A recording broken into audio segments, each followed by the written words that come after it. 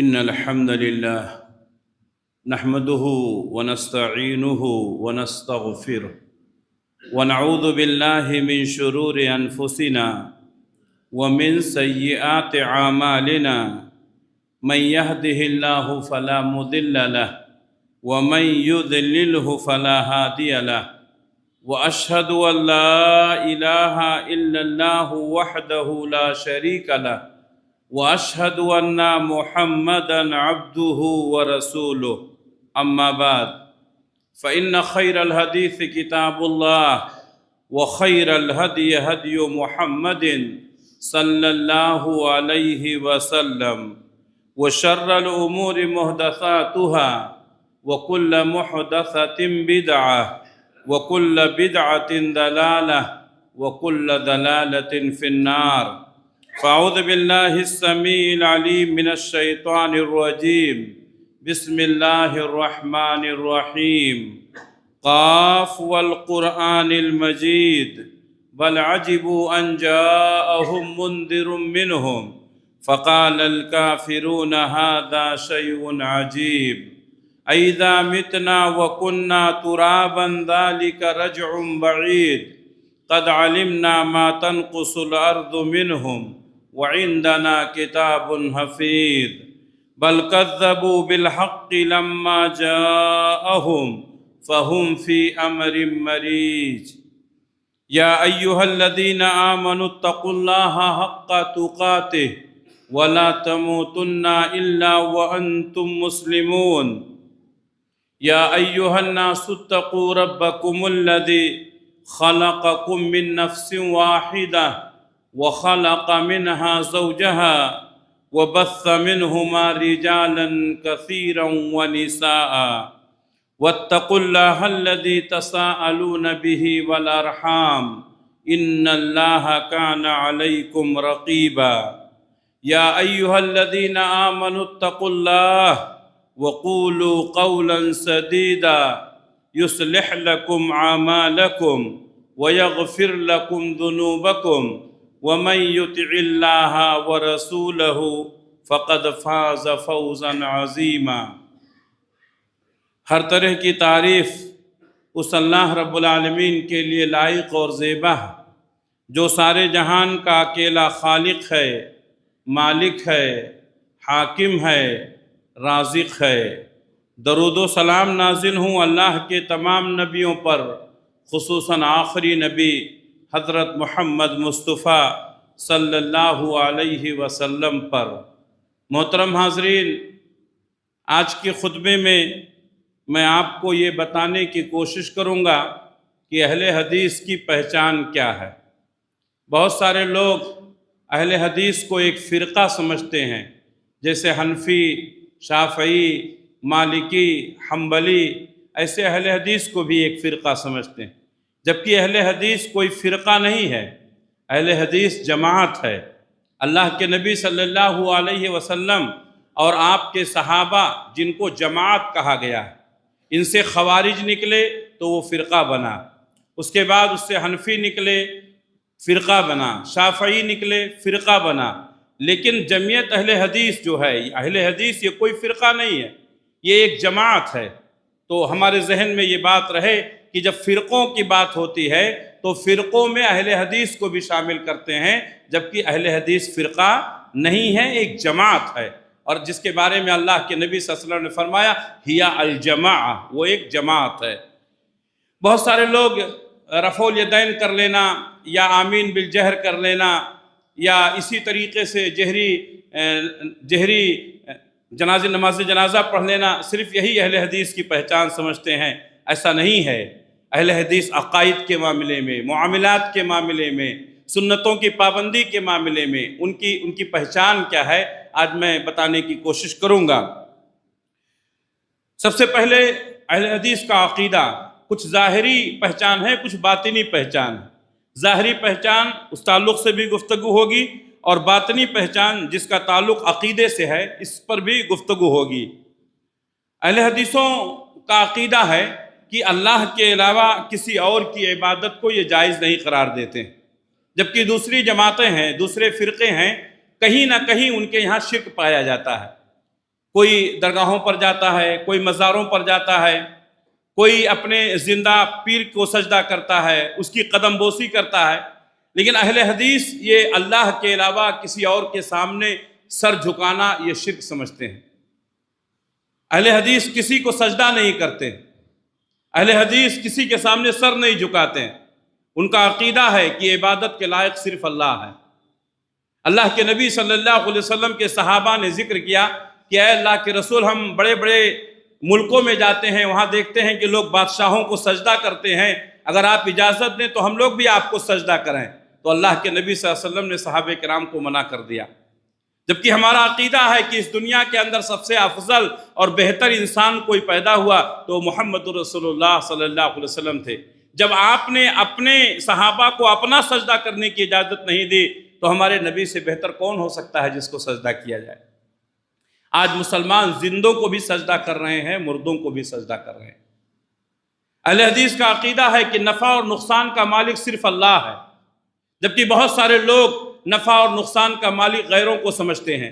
کسی کے ڈر سے کوئی شخص ان کے نام کا نظر و نیاز کرتا ہے، یہ اگر خوش رہیں گے تو ہمارا نقصان نہیں ہوگا، یہ اگر ہمارے اوپر نظر کرم کر دیں گے تو ہمارا بیڑا پار ہو جائے گا۔ یہ بہت سارے لوگوں کا عقیدہ ہے۔ اہل حدیث کسی سے وسیلہ نہیں لیتے ہیں، جبکہ بہت سارے لوگ وسیلے کے قائل ہیں، بلکہ تمام فرقے وسیلے کے قائل ہیں۔ لوگ قبروں پر جاتے ہیں، چادر چڑھاتے ہیں، نظر و نیاز کرتے ہیں، منتیں مانتے ہیں۔ اگر آپ ان سے کہیں گے کہ آپ یہ کام کیوں کر رہے ہیں تو کہیں گے ہم ان کی عبادت نہیں کرتے ہیں، ہم اللہ تک پہنچنے کے لیے ان کا وسیلہ لیتے ہیں، یعنی وسیلے کے قائل ہیں۔ اسی طریقے سے بہت سارے لوگ کسی کے قبر کے ارد گرد بیٹھ کر کے قرآن مجید کی تلاوت کرتے ہیں، یا اسکولوں میں پڑھنے والے، کالجوں میں پڑھنے والے، جامعات میں پڑھنے والے طلباء کسی کی قبر کے پاس جا کر کے وہاں یاد کرتے ہیں کہ یہاں بیٹھنے سے جلدی یاد ہو جائے گا، اور بڑے بڑے دارالعلوموں میں یہ کام ہوتا ہے، تو ان کے یہاں بھی وسیلہ پایا جاتا ہے۔ اسی طریقے سے بہت سارے لوگ دعا میں بھی وسیلہ لیتے ہیں۔ آپ نے سنا ہوگا لمبی چوڑی دعا کرتے ہیں، اس کے بعد کہتے ہیں اے اللہ تو نبی کے صدقہ طفیل میں اس کو قبول فرما۔ تو کسی کا وسیلہ، اہل حدیث اس وسیلے کے قائل نہیں ہے۔ ڈائریکٹ ہم اللہ سے مانگتے ہیں، ربنا آتنا فی الدنیا حسنۃ وفی الآخرۃ حسنۃ وقنا عذاب النار، ربنا ظلمنا انفسنا وان لم تغفر لنا وترحمنا لنکونن من الخاسرین۔ ہمیشہ ہم ڈائریکٹ اللہ سے دعا کرتے ہیں۔ اللہ کے نبی صلی اللہ علیہ وسلم کے زمانے میں قحط سالی ہو گئی، آپ صلی اللہ علیہ وسلم نے دعا کیا، اللہ نے بارش برسائی۔ آپ صلی اللہ علیہ وسلم کی وفات کے بعد حضرت عمر بن خطاب رضی اللہ تعالیٰ عنہ کے زمانے میں قحط سالی ہو گئی۔ حضرت عمر بن خطاب رضی اللہ تعالیٰ عنہ امیر المومنین ہیں، تمام مسلمانوں کو اکٹھا کیا، استسقاء کی نماز پڑھی اور کہا کہ اے اللہ، جب تک نبی صلی اللہ علیہ وسلم دنیا میں باحیات تھے ہم ان کے ذریعے سے تجھ سے دعا مانگتے تھے اور تو پانی برساتا تھا، لیکن آج ہمارے درمیان اللہ کے نبی صلی اللہ علیہ وسلم نہیں ہیں، ہمارے نبی کے چچا موجود ہیں حضرت عباس رضی اللہ تعالیٰ عنہ جو ہمارے بزرگ ہیں، اے اللہ ہم ان کے ذریعے سے دعا مانگتے ہیں۔ حضرت عباس رضی اللہ تعالیٰ عنہ دعا کرتے، صحابہ کرام آمین کہتے۔ اگر مردے کا وسیلہ لینا، اگر گزرے ہوئے شخص کا وسیلہ لینا جائز ہوتا تو حضرت عمر بن خطاب رضی اللہ تعالیٰ عنہ یہ نہیں کہتے کہ اے اللہ جب تک نبی موجود تھے ہم ان کے ذریعے سے تجھ سے دعا کرتے تھے، پانی مانگتے تھے، لیکن اب وہ ہمارے درمیان نہیں ہیں اس لیے ان کے چچا کے ذریعے سے ہم دعا کر رہے ہیں۔ تو کوئی بزرگ دعا کرے استسقاء کے موقع پر اور لوگ آمین کہیں دعا پر تو اس میں کوئی حرج نہیں ہے۔ اسی طریقے سے اہل حدیث کا عقیدہ ہے کہ شفا دینے والا، بیمار کرنے والا صرف اللہ ہے، جبکہ بہت سارے لوگ شفا پانے کے لیے مختلف قسم کے غلط طریقے اپناتے ہیں۔ بہت سارے لوگوں کو آپ نے دیکھا ہوگا تعویذ پہنتے ہیں، بہت سارے لوگ کالے دھاگے پہنتے ہیں، کہتے ہیں یہ پہننے کی وجہ سے وہ بلیات سے محفوظ رہتا ہے، جبکہ نفع اور نقصان کا مالک صرف اللہ ہے۔ وَإِذَا مَرِضْتُ فَهُوَ يَشْفِينِ، جب میں بیمار ہوتا ہوں تو وہی شفا دیتا ہے، لیکن دوا کرنا، علاج کرنا جائز ہے۔ اللہ کے نبی صلی اللہ علیہ وسلم نے بھی دوا کیا، علاج کیا، آپ نے بہت سارے بیماریوں کے موقع پر بہت ساری دواؤں کا استعمال کیا، صحابہ کرام نے بھی استعمال کیا۔ یہاں ہمارا عقیدہ یہ ہونا چاہیے کہ بیماریوں سے علاج کرانا سنت ہے، لیکن یہ سمجھ لینا کہ فلاں ڈاکٹر سے ہی علاج کرائیں گے تبھی درست ہوں گے، یہ غلط ہے۔ اب اسی میں رقیہ کا بھی معاملہ آ جاتا ہے۔ رقیہ کرانا بہت سارے لوگ سمجھتے ہیں فلاں آدمی اگر رقیہ کیا تو ہی فائدہ ہوگا۔ نتیجہ کیا ہوتا ہے؟ لوگوں کو اللہ کے کلام پر یقین نہیں رہ جاتا ہے، فلاں کی شخصیت پر یقین ہو جاتا ہے۔ جو رقیہ کی ہم مخالفت کرتے ہیں اس کی وجہ یہی ہے۔ حضرت نے دعا کی تھی، ہمارا بیٹا درست ہو گیا، حضرت کی دعا نہیں، اللہ کے کلام کی برکت سے، نبی صلی اللہ علیہ وسلم کی دعاؤں کی برکت سے۔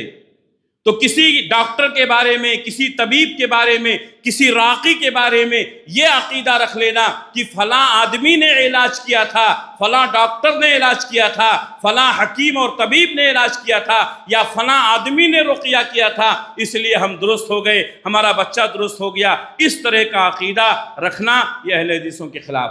ہم ایسا عقیدہ نہیں رکھتے، اس لیے کہ شفا دینے والا صرف اللہ کے کلام میں برکت ہے، نبی کی حدیثوں میں برکت ہے، نبی کی دعاؤں میں برکت ہے۔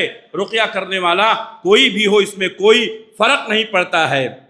تو نفع اور نقصان کا مالک اللہ ہے، بیماریوں سے شفا دینے والا اللہ ہے، زندگی اور موت کا مالک اللہ ہے، زندگی اور موت کا مالک اللہ۔ اللہ کے نبی صلی اللہ علیہ وسلم فرماتے ہیں پوری دنیا مل کر کے تم کو مارنا چاہے اور اللہ تعالیٰ تم کو جلانا چاہے، تم کو کوئی مار نہیں سکتا ہے، اور اللہ تبارک و تعالیٰ نے تمہاری موت کا وقت متعین کر دیا ہے، پوری دنیا مل کر کے تم کو بچانا چاہے تو بچا نہیں سکتی ہے۔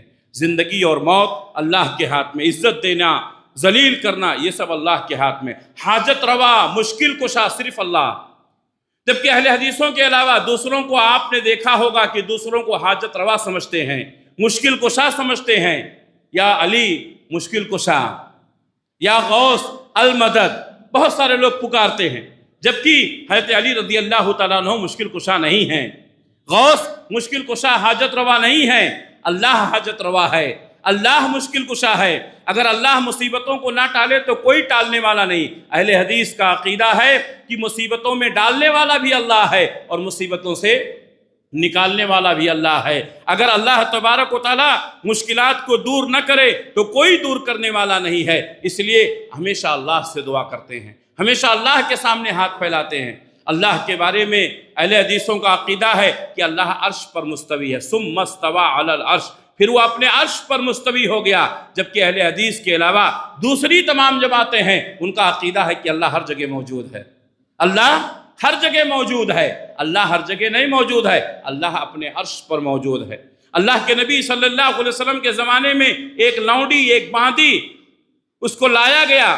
اللہ کے نبی صلی اللہ علیہ وسلم نے پوچھا این اللہ، اللہ کہاں ہے؟ تو اس باندی نے کہا فی السماء، اللہ آسمان میں ہے۔ اللہ کے نبی صلی اللہ علیہ وسلم نے فرمایا اس کو آزاد کر دو، یہ مومنہ ہے۔ گویا کہ لونڈیوں کو، باندیوں کو بھی معلوم تھا کہ اللہ کہاں ہے، اوپر ہے، آسمان میں ہے۔ جبکہ بہت سارے مسلمانوں کا، بلکہ اہل حدیث کے علاوہ اکثریت کا عقیدہ ہے کہ اللہ تعالیٰ ہر جگہ موجود ہے۔ یہ عقیدہ غلط ہے۔ اللہ ہر جگہ موجود نہیں، اللہ عرش پر ہے، لیکن اپنی قوت کے اعتبار سے، اپنی طاقت کے اعتبار سے، اپنے علم کے اعتبار سے وہ ہر جگہ موجود ہے۔ حضرت موسیٰ اور حضرت ہارون علیہ السلام کو اللہ تعالیٰ نے فرعون کے دربار میں بھیجا تو حضرت موسیٰ علیہ السلام نے کہا اللہ فرعون بڑا ظالم ہے، ہمیں ڈر لگتا ہے کہ وہ ہمارے اوپر ظلم نہ کرے۔ تو اللہ تعالیٰ نے فرمایا تم دونوں جاؤ، میں تم کو دیکھوں گا بھی اور تمہاری باتوں کو سنوں گا بھی۔ معلوم یہ ہوا کہ اللہ تعالیٰ عرش پر ہے، لیکن اپنے علم کے اعتبار سے، اپنی قوت کے اعتبار سے وہ اللہ تعالیٰ ہر جگہ ہے، اس کا علم ہر جگہ ہے، اس کی قدرت ہر جگہ ہے۔ تو اس طریقے سے اہل حدیثوں کا اللہ کے بارے میں یہ عقیدہ ہے۔ نبی صلی اللہ علیہ وسلم کے بارے میں، نبی صلی اللہ علیہ وسلم کے بارے میں ہمارا یہ عقیدہ ہے کہ آپ آخری نبی ہیں، آپ آخری نبی ہیں، آپ کے بعد کوئی نبی آنے والا نہیں ہے۔ جبکہ بہت سارے لوگ نبوت کا دعویٰ کیے، دور حاضر میں بھی یہ فتنے بہت زیادہ ہیں۔ اہل حدیث کا عقیدہ ہے کہ نبی صلی اللہ علیہ وسلم آخری نبی ہیں، آپ کے بعد کوئی نبی نہیں ہے آئے گا، اور آپ نے فرمایا سلاسون دجالون کذابون، 30 لوگ پیدا ہوں گے، دجال ہوں گے، جھوٹے ہوں گے اور وہ دعویٰ کریں گے نبوت کا، سب کے سب جھوٹے ہوں گے۔ انا خاتم النبیین، میں آخری نبی ہوں، لا نبی بعدی، میرے بعد کوئی نبی نہیں ہوگا۔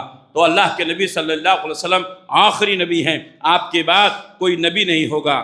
آپ صلی اللہ علیہ وسلم کے بارے میں اہل حدیث کا عقیدہ ہے کہ جس طریقے سے عام لوگوں کی وفات ہو چکی ہے، ہمارے نبی صلی اللہ علیہ وسلم کی بھی وفات ہو چکی ہے، جبکہ بہت سارے لوگوں کا عقیدہ ہے کہ اللہ کے نبی صلی اللہ علیہ وسلم کی وفات نہیں ہوئی ہے، آپ پردہ کر گئے ہیں، آپ پردہ کر گئے ہیں۔ اور اسی طریقے سے بہت سارے لوگوں کا عقیدہ ہے کہ اللہ کے نبی صلی اللہ علیہ وسلم اپنی قبر میں زندہ ہیں، اور نعوذ باللہ بہت سارے بدعقیدہ لوگوں کا یہ بھی عقیدہ ہے کہ آپ کی ازواج مطہرات آپ کی قبر میں آپ کے سامنے پیش کی جاتی ہیں، نعوذ باللہ۔ اس طرح کا عقیدہ مسلمانوں کا ہے۔ اہل حدیث کا عقیدہ ہے کہ اللہ کے نبی صلی اللہ علیہ وسلم وفات پا چکے ہیں، اور آپ نے فرمایا کہ قیامت کے دن سب سے پہلے میری قبر کھولی جائے گی، سب سے پہلے میں اپنے قبر سے اٹھوں گا، سب سے پہلے میں جنت کا دروازہ کھٹکھٹاؤں گا، میرے ہاتھ میں لواء الحمد ہوگا، اور سارے کے سارے انبیاء میرے جھنڈے کے نیچے ہوں گے۔ یہ ہے نبی صلی اللہ علیہ وسلم کے بارے میں اہل حدیث کا عقیدہ۔ وہاں کسی کی امامت نہیں ہوگی، وہاں محمد رسول اللہ صلی اللہ علیہ وسلم کا جھنڈا ہوگا، اور سبھی آپ کے جھنڈے کے نیچے ہوں گے۔ اللہ کے نبی صلی اللہ علیہ وسلم کے بارے میں اہل حدیث کا عقیدہ ہے کہ آپ کے پاس غیب کا علم نہیں تھا، جبکہ بہت سارے لوگ نبی کریم صلی اللہ علیہ وسلم کو عالم الغیب مانتے ہیں۔ آپ صلی اللہ علیہ وسلم کو غیب کا علم نہیں تھا۔ اس کی بہت ساری مثالیں ہیں جو اس سے پہلے خطبے میں نے اشارہ کیا تھا۔ اللہ کے نبی صلی اللہ علیہ وسلم نماز پڑھ رہے ہیں، حالت نماز میں آپ نے جوتے اتار دیے، بعد میں صحابہ کرام کو بتایا کہ جبریل نے بتایا تھا کہ میرے جوتے میں گندگی لگی ہوئی ہے۔ اگر آپ کو غیب کا علم ہوتا تو آپ وہ جوتے پہلے سے اتار دیتے۔ آپ صلی اللہ علیہ وسلم کے پاس چند قبیلوں کے لوگ آئے اور کہا کہ اے اللہ کے رسول، ہمارا پورا قبیلہ مسلمان ہونا چاہتا ہے، ہم چاہتے ہیں کہ آپ ہمارے پاس حافظوں کو، قاریوں کو بھیج دیجئے۔ 70 قاریوں کو اللہ کے نبی صلی اللہ علیہ وسلم نے ان کے حوالے کیا، اور ان لوگوں نے لے جا کر کے بے وفائی کی، غداری کی، ان 70 قاریوں کو انہوں نے قتل کر دیا، شہید کر دیا۔ اگر اللہ کے نبی صلی اللہ علیہ وسلم کو غیب کا علم ہوتا تو 70 قاریوں کو ان کے حوالے نہیں کرتے۔ اس کی بہت ساری مثالیں ہیں جو آج میرے موضوع سے متعلق نہیں ہیں۔ بہرحال اللہ کے نبی صلی اللہ علیہ وسلم کو غیب کا علم نہیں تھا۔ اہل حدیث کا عقیدہ ہے کہ نبی کی اطاعت فرض ہے، دین کو سمجھنے کے لیے نبی کی اطاعت فرض ہے۔ اطیعوا اللہ و اطیعوا الرسول، اللہ کی اطاعت کرو، اس کے رسول کی اطاعت کرو۔ نبی نے فرمایا من اطاعنی فقد اطاع اللہ، جس نے میری اطاعت کی اس نے اللہ کی اطاعت کی۔ ومن اطاع الامیر فقد اطاعنی، جس نے امیر کی اطاعت کی اس نے میری اطاعت کی۔ ومن عصى الامیر فقد عصانی، اور جس نے امیر کی نافرمانی کی اس نے میری نافرمانی کی۔ اہل حدیث کا عقیدہ ہے کہ اطاعت نبی کی فرض ہے۔ نبی کی اطاعت سے ہٹ کر کے ہم کوئی بھی کام نہیں کر سکتے۔ نماز پڑھیں گے نبی کے طریقے پر، روزہ رکھیں گے نبی کے طریقے پر، حج اور عمرہ کریں گے نبی کے طریقے پر۔ نبی کے سنت سے ہٹ کر کے اگر کوئی کام کیا جائے تو وہ کام اللہ کے ہاں ناقابل قبول ہے۔ یہ اہل حدیث کا عقیدہ ہے، اس لیے کہ دین نبی لے کر کے آئے تھے، دین کو نبی نے سیکھا، دین کو نبی نے سکھایا۔ اور وہ مکہ کے لوگ جو بکریاں چرانے والے، اونٹ چرانے والے، جو انتہائی پسماندہ تھے، اللہ تبارک و تعالیٰ نے نبی کی صحبت سے ان کو دنیا کا سب سے اچھا انسان بنا دیا۔ نبی کی سنتوں پر عمل کر کے انسان دنیا کا سب سے اچھا انسان بن سکتا ہے۔ جو نہ تھے خود راہ پر اوروں کے ہادی بن گئے، جو نہ تھے خود راہ پر اوروں کے ہادی بن گئے، وہ کیا نظر تھی جس نے مردوں کو مسیحا کر دیا۔ نبی صلی اللہ علیہ وسلم کی اطاعت و فرما برداری کر کے صحابہ کرام نے دنیا کے اندر مثال قائم کی، اور اللہ تبارک و تعالیٰ نے آنے والی نسلوں کو، صحابہ کرام کو معیار قرار دیا۔ فَإِنْ آمَنُوا بِمِثْلِ مَا آمَنْتُمْ بِهِ فَقَدْ اهْتَدَوْا، اگر وہ لوگ اسی طرح ایمان لے آئیں جیسا کہ تمہارا ایمان ہے، فَقَدْ اهْتَدَوْا، تو وہ لوگ ہدایت پہ آ جائیں گے۔ معلوم یہ ہوا کہ نبی صلی اللہ علیہ وسلم کی اطاعت کرنا فرض ہے۔ اہل حدیث تقلید کے قائل نہیں ہیں۔ کیوں؟ نبی کی اطاعت سے جماعت بنتی ہے، نبی کی اطاعت سے امت بنتی ہے اور تقلید کرنے سے فرقہ بنتا ہے۔ آپ دیکھیں گے تمام لوگوں نے اپنے آپ کی نسبت انسانوں کی طرف کی ہے، شخصیتوں کی طرف کی ہے، اس لیے وہ تقلید میں چلے گئے۔ کوئی حنفی ہے، کوئی شافعی ہے، کوئی مالکی ہے، کوئی حنبلی ہے، کوئی قادری ہے، کوئی سہروردی ہے، کوئی چشتی ہے۔ لوگ مختلف ناموں کی طرف نسبت کر کے اپنے آپ کو فرقوں میں اور تقلید میں چلے گئے۔ اہل حدیث کی نسبت اللہ اور اس کے رسول کی طرف ہے۔ اہل حدیث قرآن اور حدیث کو ماننے والے، قرآن پر عمل کرنے والے، حدیث پر عمل کرنے والے۔ یہاں میں آپ کو یہ بات بھی بتاتے چلو کہ بہت سارے ہمارے اہل حدیث نوجوان مداہنت کے شکار ہیں اور اپنے آپ کو کمتر سمجھتے ہیں، چونکہ ان کی تعداد زیادہ ہے، وہ تعداد میں زیادہ ہیں، اس لیے اپنے آپ کو اہل حدیث کہتے ہوئے شرماتے ہیں۔ اور عوام کی بات نہیں کرتا ہوں، بہت سارے علماء بھی اپنے آپ کو اہل حدیث نہیں کہنا چاہتے ہیں، کہتے ہیں اگر اہل حدیث کہیں گے تو لوگ ہماری بات نہیں سنیں گے۔ میں اہل حدیث ہوں، لیکن تمام جماعتوں کے اسٹیج پر کھڑے ہو کر کے ڈنکے کی چوٹ پر اہل حدیثیت کا اعلان کرتا ہوں۔ اللہ کا شکر ہے میرے بھائیوں، اور تمام لوگ جانتے ہیں کہ ہم اہل حدیث ہیں۔ میرے بھائیوں، اہل حدیث کہنے سے آپ کو شرمانا نہیں چاہیے۔ ایک آدمی اپنے آپ کو حنفی کہتا ہے، رضا خانی کہتا ہے، قادری کہتا ہے، چشتی کہتا ہے، اور وہ زور دے کر کے کہتا ہے ہم تو کسی اور کی طرف نسبت نہیں کرتے ہیں، ہم تو قرآن و حدیث کی طرف نسبت کرنے والے ہیں۔ کبھی بھی شرمانا نہیں چاہیے، کبھی بھی آدمی کو کبھی اپنے آپ کو کمتر نہیں سمجھنا چاہیے۔ میرے بھائیوں، اہل حدیثوں کی تعداد صرف ہندوستان میں کروڑوں کی تعداد میں ہے، اس لیے حوصلوں کو بلند رکھو، مداہنت کے شکار نہ ہو۔ لوگوں نے آپ کو دبانے کی کوشش کی، لوگوں نے آپ کو کمزور کرنے کی کوشش کی۔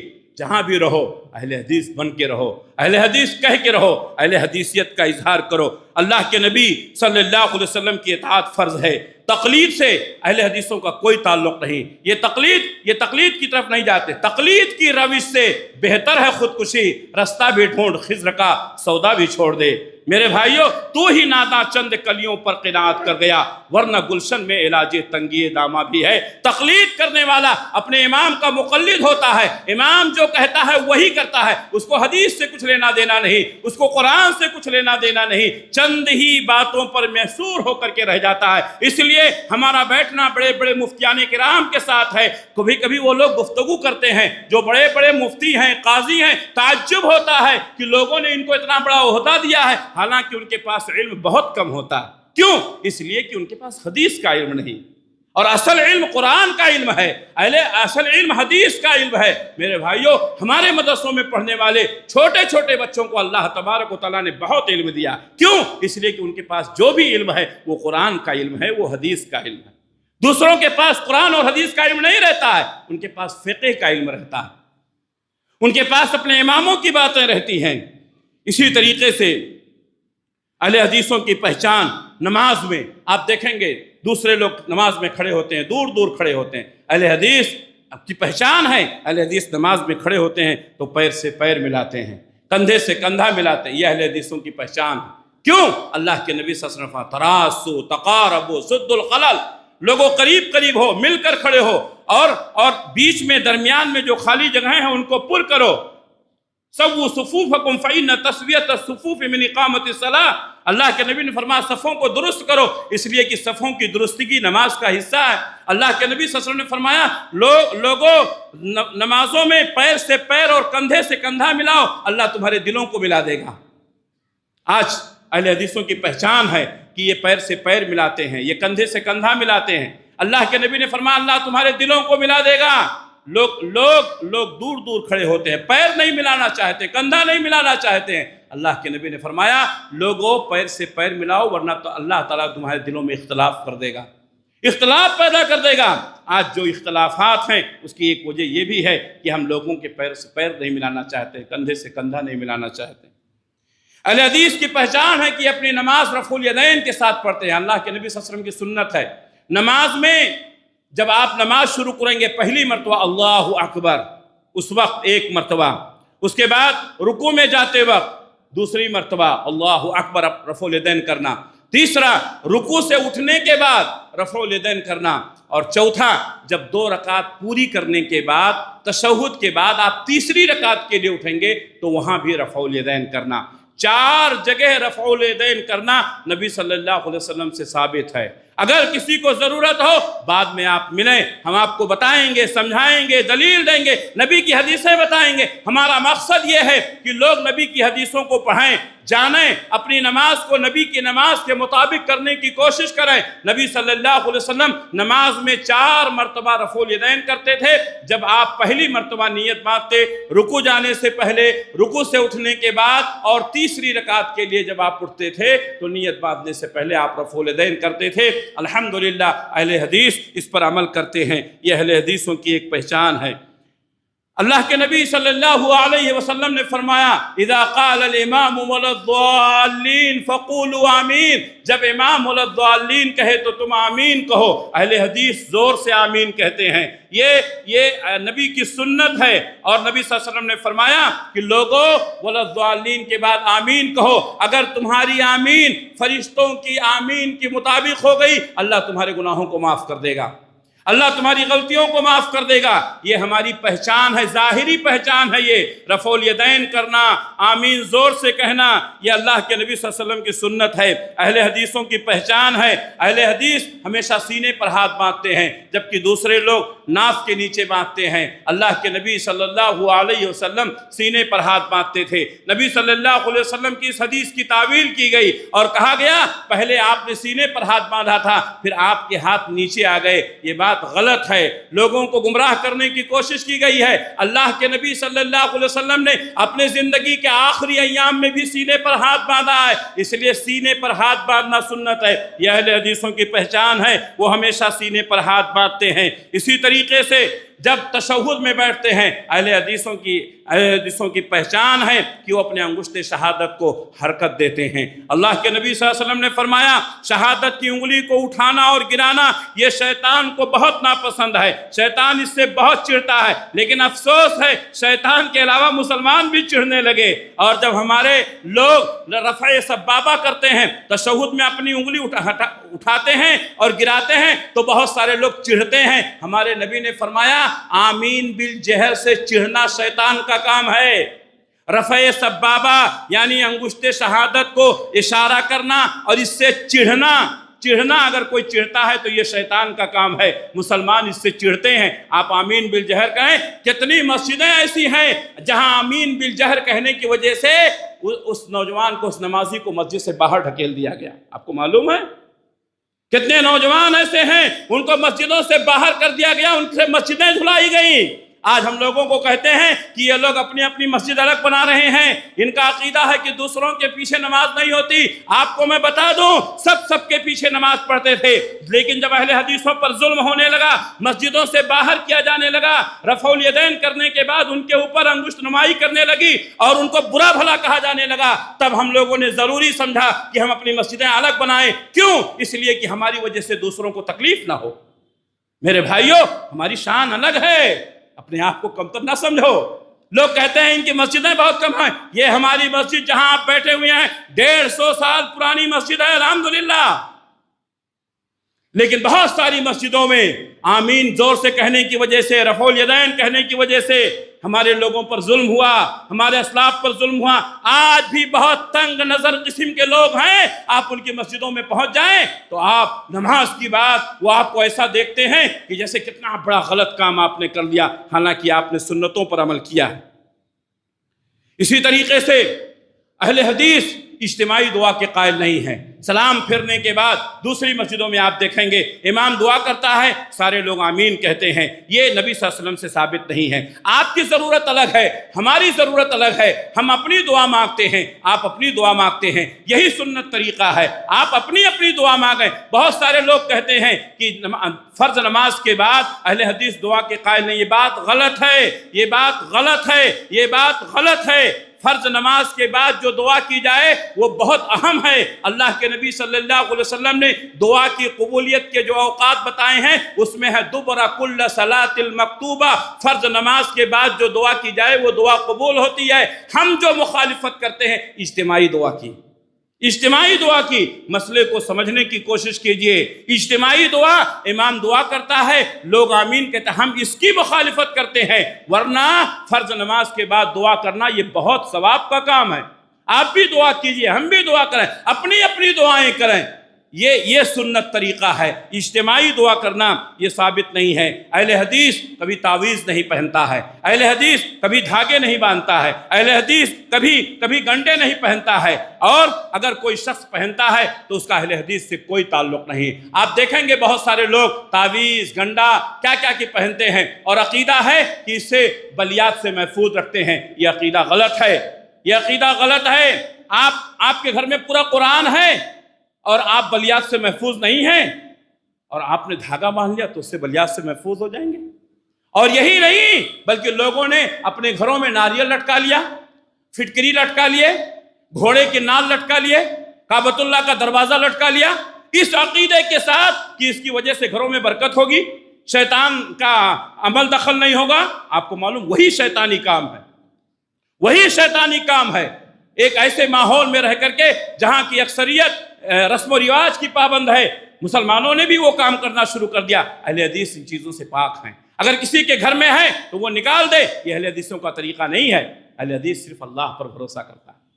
اہل حدیث صرف اللہ پر، اس کو پھٹکری پر بھروسہ نہیں ہے، اس کو ناریل پر بھروسہ نہیں ہے. یہ پھٹکری اور یہ ناریل یہ کیا آپ کو بچائے گا؟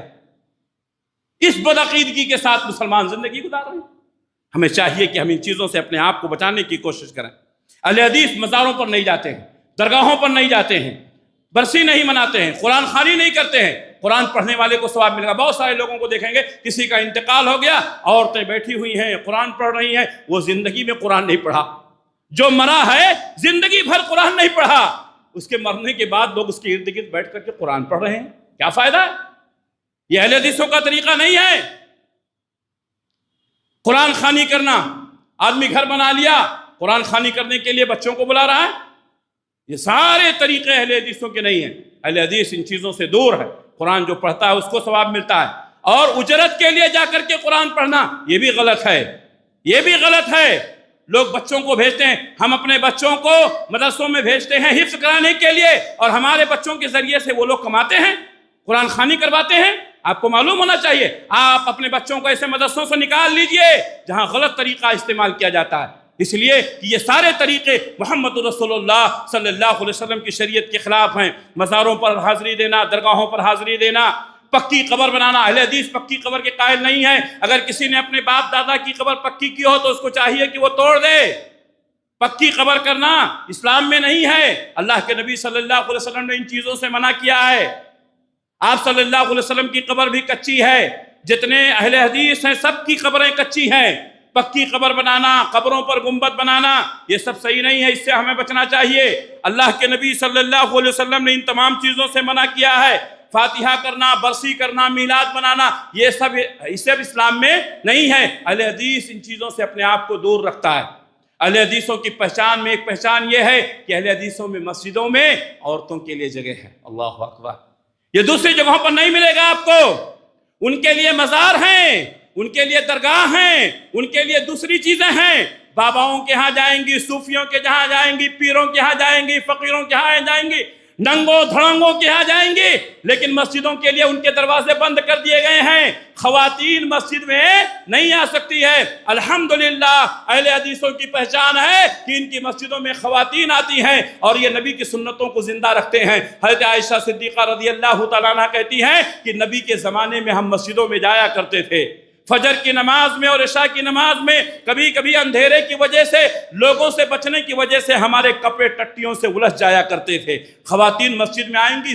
اس کی اتنی دلیلیں ہیں کہ میں وقت نہیں ہے کہ میں بتاؤں آپ کو. میرے بھائیوں، الحمدللہ اہل حدیث کی مسجدوں میں خواتین کے لیے جگہ ہیں. آپ کو میں بتاؤں، عیدگاہوں میں خواتین آتی ہیں، مسجدوں میں خواتین آتی ہیں. ان کی مسجدوں میں جگہ نہیں ہے. جب کورٹ نے اس کے اوپر ریمار کیا تو اب مسلم پرسنل لا بورڈ کی طرف سے یہ اعلان کیا گیا ہے کہ مسجدوں میں خواتین کے آنے پر پابندی نہیں ہے. آ سکتی ہیں، اس لیے دھیرے دھیرے مسجدوں میں تھوڑی تھوڑی جگہیں اب خواتین کے لیے خاص کر کی جانے لگی ہیں۔ الحمدللہ اگر پہلے سے کر لیے ہوتے تو کورٹ کو اس پر آبجیکشن کرنے کی ضرورت نہیں ہوتی۔ میرے بھائیوں، بتانا چاہیے تھا کہ مسلمانوں میں ایک جماعت ہے، جمعیت اہل حدیث، ان کے یہاں ہمیشہ کے لیے عورتوں کے دروازے مسجدوں کے لیے کھلے ہوئے ہیں، مسجدوں کے دروازے عورتوں کے لیے کھلے ہوئے ہیں۔ کیوں نہیں بتایا گیا؟ کیوں نہیں کورٹ کو بتایا گیا؟ لیکن نہیں میرے بھائیوں، ہر آدمی سمجھتا ہے کہ میں ہی مسلمان ہوں اور اپنے آپ کو بڑا سمجھتا ہے۔ میرے بھائیوں، ہماری مسجدوں میں خواتین آتی ہیں، ہماری عیدگاہوں میں خواتین آتی ہیں، نہ ان کی عیدگاہ میں جا سکتی ہیں، نہ ان کی مسجدوں میں جا سکتی ہیں، نہ ان کے اجتماعات میں جا سکتی ہیں۔ ہاں، مزاروں پر جا سکتی ہیں، درگاہوں پر جا سکتی ہیں، مالوں میں جا سکتی ہیں، سنیما ہالوں میں جا سکتی ہیں۔ مسجدوں کے دروازے بند کر دیے گئے اور مسلمانوں کی آدھا سے زیادہ آبادی کو مسجدوں سے الگ کر دیا گیا اور خواتین کی وجہ سے ان کے بچوں کو الگ کر دیا گیا۔ کہاں سے اسلامی شعور پیدا ہوگا؟ کہاں سے مسلمانوں کے اندر دینی ماحول آئے گا؟ میرے بھائیوں، ہم نے خواتین کو مسجدوں سے الگ کر دیا۔ اگر مسجدوں میں آئی ہوتی، درس سنی ہوتی، اللہ اور اس کے رسول کی باتیں سنی ہوتی تو آج ہمارے گھر کا ماحول اچھا ہوتا۔ اس طریقے سے اہل حدیثوں کی پہچان ہے کہ ان کے لیے مسجدوں کے دروازے کھلے ہیں، ان کے مسجدوں میں خواتین حاضر ہوتی ہیں، عیدگاہوں میں خواتین حاضر ہوتی ہیں۔ اہل حدیثوں کی پہچان ہے کہ یہ نبی صلی اللہ علیہ وسلم کی سنت پر عمل کرتے ہوئے 8 رکعت تراویح پڑھتے ہیں۔ 8 رکعت تراویح یہی سنت ہے۔ اگر آپ نفل پڑھنا چاہیں، پوری رات آپ نماز پڑھیں، اس میں ہمیں کوئی اعتراض نہیں ہے، لیکن 20 رکعت کو سنت کہنا اور 8 کو بدعت کہنا، جس چیز کو سنت تھی اس کو آپ نے بدعت کہہ دیا، اور جس کا ثبوت نہیں ہے اس کو آپ نے سنت کہا۔ اللہ کے نبی صلی اللہ علیہ وسلم رمضان اور غیر رمضان کبھی 8 رکعت سے زیادہ نہیں پڑھتے تھے۔ میرے بھائیوں، اہل حدیث 8 رکعت تراویح پڑھتے ہیں، اسی کو آپ تہجد کہہ لیں، اسی کو آپ تراویح کہہ لیں، یہ اہل حدیثوں کی پہچان ہے۔ اگر آپ زیادہ پڑھنا چاہیں ہمیں اس پہ کوئی اعتراض نہیں ہے، لیکن اس کو سنت کہنا یہ صحیح نہیں ہے۔ اہل حدیث غیر اللہ کے نام پر ذبیحہ نہیں کرتے ہیں، بزرگوں کے نام پر جانور ذبح کرنا، لنگر تقسیم کرنا، یہ اہل حدیثوں کا کام نہیں ہے۔ اہل حدیث صرف اللہ کے لیے جانور ذبح کرتے ہیں۔ اہل حدیث اللہ کے علاوہ کسی اور کے نام پر نظر و نیاز نہیں کرتے ہیں۔ طلاق کے سلسلے میں اہل حدیثوں کی پہچان یہ ہے کہ کسی نے اپنی بیوی کو بیک وقت 3 طلاق دے دیا تو ایک ہی طلاق ہوگی، اس کو طلاق رجعی کہتے ہیں۔ اور آپ کو معلوم ہونا چاہیے کہ لوگ کتنی بھی مخالفت کریں، لیکن تمام جماعتوں کو معلوم ہو گیا ہے کہ یہی برحق ہے، لیکن اپنے مسلک کی ناک بچانے کے لیے لوگوں کو بتاتے نہیں ہیں۔ اور آپ کو میں بتا دوں کہ جب ان کے گھروں میں کوئی مسئلہ ہوتا ہے، ان کے رشتہ داروں میں کوئی مسئلہ ہوتا ہے تو وہ کہتے ہیں اہل حدیثوں کے ہاں چلے جاؤ، اس معاملے میں ان کے یہاں وسعت ہے۔ میرے بھائیوں، یہ اللہ کا فضل ہے، یہ اللہ کا کرم ہے کہ اس مسئلے کی وجہ سے بہت سارے لوگ اہل حدیث ہو رہے ہیں، اس مسئلے کی وجہ سے بہت سارے لوگ اہل حدیث ہو رہے ہیں۔ بیک وقت ایک ہی مجلس میں 3 طلاق دی جانے والی طلاق کو اہل حدیث ایک ہی طلاق کہتے ہیں، کیونکہ اللہ کے نبی صلی اللہ علیہ وسلم کے زمانے میں اس کو ایک ہی طلاق مانا گیا ہے۔ اسی طریقے سے اہل حدیثوں کی پہچان میں ایک پہچان یہ ہے کہ یہ ایک ہاتھ سے مصافحہ کرتے ہیں، کبھی 2 ہاتھ نہیں لگاتے ہیں، جبکہ اہل حدیثوں کے علاوہ دوسرے لوگ 2 ہاتھ سے مصافحہ کرتے ہیں۔ اللہ کے نبی صلی اللہ علیہ وسلم کے بارے میں آتا، ہر نیک کام کے لیے آپ سیدھے ہاتھ کا استعمال کرتے تھے، ہر گندے کام کے لیے آپ بائیں ہاتھ کا استعمال، ناک صاف کرنا ہے بائیں ہاتھ سے، استنجا کرنا ہے بائیں ہاتھ سے، غلاظت صاف کرنا ہے بائیں ہاتھ سے، لیکن مصافحہ کرنا داہنے ہاتھ سے، کھانا کھانا داہنے ہاتھ سے، پانی پینا داہنے ہاتھ سے۔ نیک کام کے لیے آپ نے داہنے ہاتھ کا استعمال کیا۔ آج مسلمانوں کا طبقہ کیا ہے؟ دونوں ہاتھ استعمال کرتا ہے۔ اہل حدیث مصافحے کے لیے صرف داہنا ہاتھ استعمال، یہ اہل حدیثوں کی پہچان۔ اس کے علاوہ بھی بہت ساری پہچان ہیں، یہ چند ظاہری اور باطنی اہل حدیثوں کی نشانیاں ہیں جو میں نے آپ کے سامنے بیان کی۔ اب میں آپ کو بتاؤں کہ آل انڈیا اہل حدیث کانفرنس آنے والے 9 اور 10 نومبر کو، یعنی اگلے ہفتہ اور اتوار کو، اگلا ہفتہ اور اتوار 9 اور 10 دسمبر کو آل انڈیا اہل حدیث کانفرنس 35ویں کانفرنس رام لیلا میدان میں دہلی میں منعقد ہو رہی ہے، جس میں لاکھوں کی تعداد میں لوگوں کے شریک ہونے کی امید ہے۔ آپ تمام حضرات سے گزارش ہے کہ جماعتی غیرت کا ثبوت دیتے ہوئے حسب استطاعت آپ وہاں شرکت کریں۔ وہاں پر بڑے بڑے علماء آئیں گے، ملک کے بیرون ملک کے علماء آئیں گے، اسلامی اسکالرس آئیں گے، جہاں دیدہ شخصیتیں آئیں گی اور وہاں لوگوں سے خطاب کریں گے، جس کا عنوان ہے احترام انسانیت معیشت اور مذاہب عالم تمام ساتھیوں سے گزارش ہے کہ حسب استطاعت وہاں پر شرکت کریں۔ اللہ سے دعا ہے کہ اللہ رب العالمین ہماری جماعت کو نظر بد سے محفوظ رکھے، ہر طرح کی فتنوں سے محفوظ رکھے، ظاہری اور باطنی سازشوں سے اللہ ہم سب کی حفاظت فرمائے۔ اللہ جب تک دنیا میں رکھے اسلام پر قائم رکھے، خاتمہ ہو تو ایمان بالخیر پر ہو۔ ربنا تقبل منا انک انت السمیع العلیم وتب علینا انک انت التواب الرحیم برحمتک یا ارحم الراحمین، آمین۔